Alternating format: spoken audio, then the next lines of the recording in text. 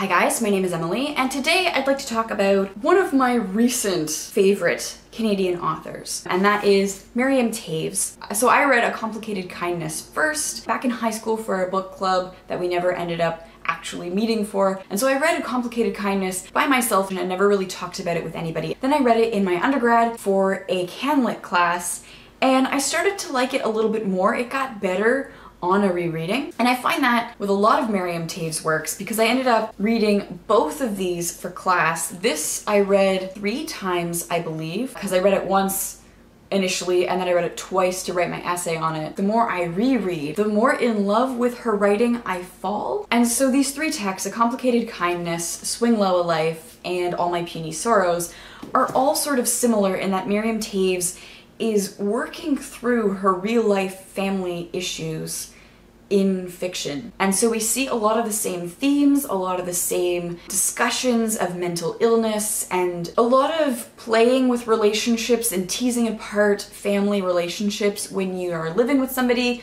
who has a mental illness and who suffers from depression. They're really beautiful texts, and some of the things that just recur, you can see her working through these things in her writing. So I'd like to share with you a little bit about the 2 that I've read most recently. So I'm going to start with Swing Low a Life. So this is a text that blurs the lines between fiction and biography. So Miriam Toews' father committed suicide. While he was in the hospital being treated before he committed suicide, he had Miriam write down in his voice, so from his perspective, what he was doing and what was happening. When he committed suicide, she sort of continued to write in his voice to think through and try and tease apart or understand how he came to make that decision. So this is Toews imagining what her father would write in the first person about his mental illness and about his depression and about his life and the life experiences that would eventually bring him to killing himself. It's such a beautiful and heartbreaking text, and it's a really interesting exercise in bearing witness to a life and the extent to which we can bear witness to the lives of others. It's an attempt to, I think, unpack intergenerational traumas. Miriam Toews is a Mennonite,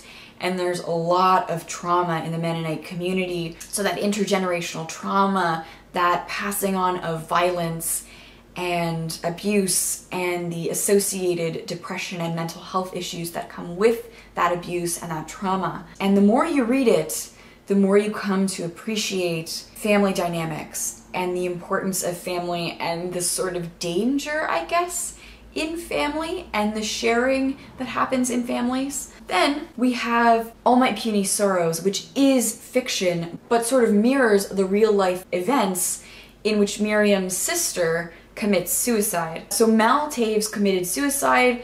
Miriam wrote this. Around the time that she was submitting this manuscript, her older sister committed suicide. So then this is Miriam trying to work out what would bring her sister to make that decision. This is a fictionalized version of that. So where here Miriam used her family's names, real family events, real family trips. Here she has the fictional sisters Elf and Yoli, and they are sort of hyperbolized. So Elf is a famous pianist, whereas Marge was musically talented. And then Yoli is a sort of struggling writer, whereas Miriam is actually a published writer who was quite successful at the time. And so it's about their relationship and one sister struggling to save her sister's life, struggling to convince her sister to live, and the other sister desperately wanting to die. Like, that is her goal in life. She's done. She doesn't want to live anymore. She wants to commit suicide, like seeking medically assisted suicide. That kind of drive to die. One of my classmates described it as profound non-attunement, that they're just so out of tune, out of sync with each other. Their desires are just so oppositional that there is no melody, there's no harmony. As you guys know from my love of the Virgin Suicides and Falling Angels, this sister relationship just checks all of my boxes. I mean, it's CanLit,